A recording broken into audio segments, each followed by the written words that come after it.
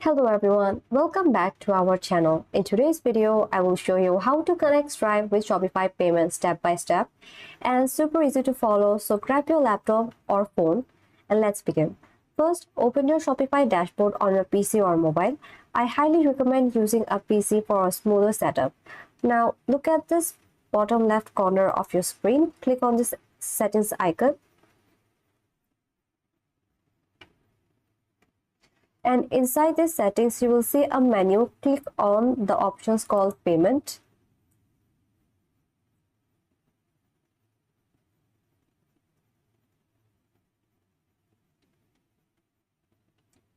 Now this will take you to a page where you can set up or manage payment provider. Now click on choose a provider. And you will see a list. If Stripe shows up right on the top, go ahead and click it. But if you don't see Stripe, just simply use the search bar and type Stripe and select it when it's appeared. Now clicking on Stripe will take you to a new page where you can connect your account. Just enter your email address and click submit, then follow the on-screen instruction to log in and confirm the access. Once done, Stripe will now connect to your Shopify store.